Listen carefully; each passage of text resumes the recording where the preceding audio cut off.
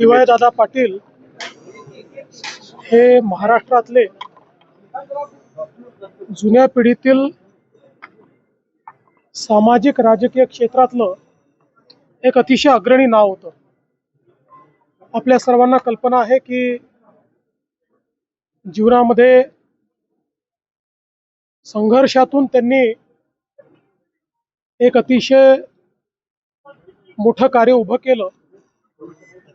शिक्षणाचं क्षेत्र असेल, सहकाराचं क्षेत्र असेल, उद्योगाचं क्षेत्र असेल, या प्रत्येक क्षेत्रामध्ये त्यांनी प्रचंड मोठं कार्य उभं केलं आणि सामान्य माणसाला दिलासा देण्याचं काम त्यांनी केलं.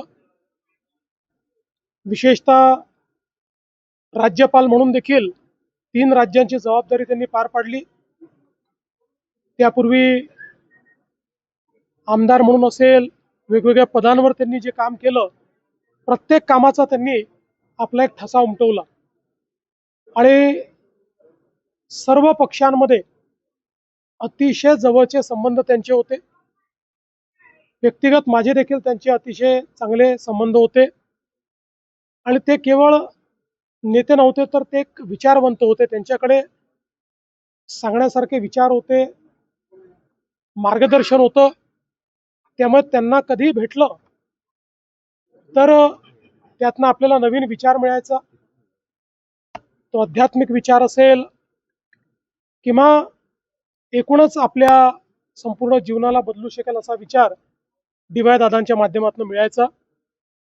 त्यांच्या पश्चात त्यांच्या मुलांनी, कुटुंबाने अतिशय चांगल्या पद्धतीनं हे सगळं जे त्यांनी उभं केलं आहे ते वाढवण्याचं काम केलं.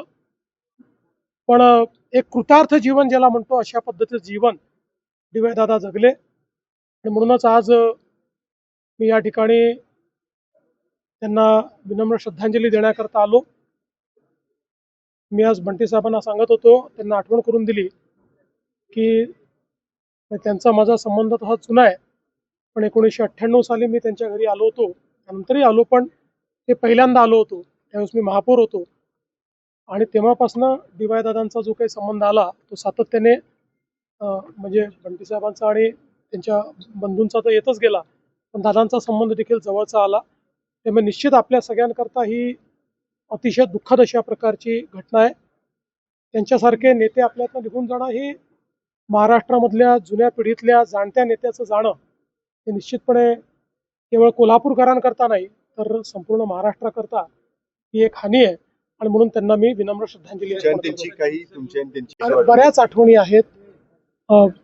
अनेक वेळा म्हणजे मागच्याही काळामध्ये अचानक फोन करून ते घरी यायचे. काही फारसं काम नसायचं, छोटासा मुद्दा असायचा, असं 2-3 वेळा झालं आणि त्या छोट्याशा मुद्द्यावर बोलल्यानंतर ते गप्पा मारायचे, वेगवेगळ्या गोष्टी सांगायचे, अनुभव सांगायचे. म्हणून मी म्हटलं की त्यांच्याशी गप्पा मारणं म्हणजे स्वतःला समृद्ध करणं, अशा प्रकारचं त्यांचं एकूण त्यांचे विचार असायचे.